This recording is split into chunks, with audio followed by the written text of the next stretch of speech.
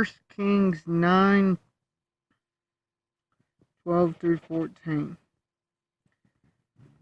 But when Hiram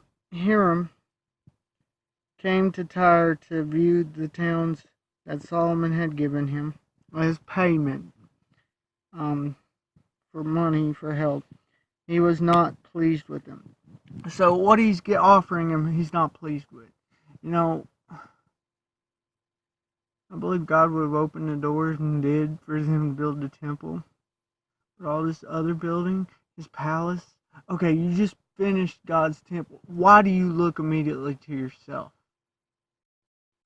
And oftentimes we do that, and it gives us a cost, and we don't truly have the payment for it. And that's, I believe, where Solomon fell into. The cost for the temple, God provided for, but the cost for Solomon to get what he wanted was a sacrifice. And do I believe it personally affected Solomon? No. It may have some, but it affected a bunch of others. The people living in this area, most. And when we put things high on a pedestal, idols up, it oftentimes affects others, just not ourselves. And maybe we're not the one that's hurt the most either. Verse 13. He said, "What kind of towns are these you have given me, brother?" And to this day they are known as Caleb land. Caleb.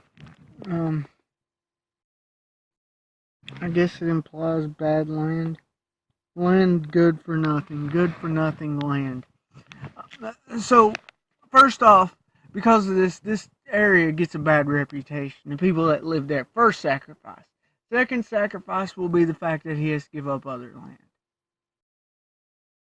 And maybe Solomon originally intended to give up this land because he thought it was best for the people. Well, we're going to do this, we're going to do that. But that when we plan things rather than follow God, they oftentimes don't work out. Verse 14. Hiram sent the king 120 talents of gold.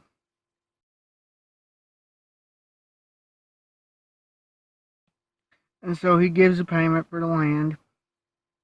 It's unpleased. He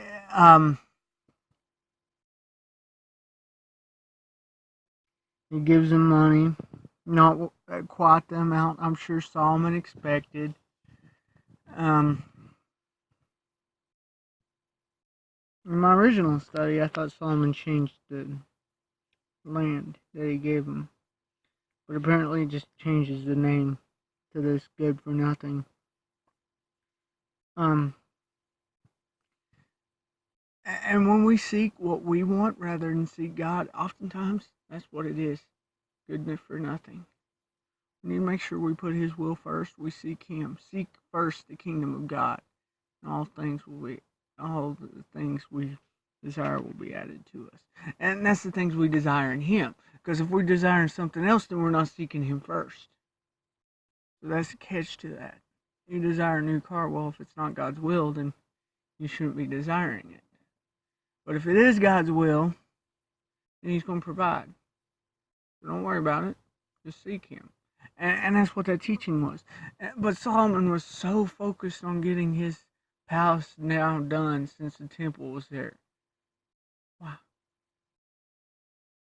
Oftentimes we focus on ours rather than just be glad we did for Him.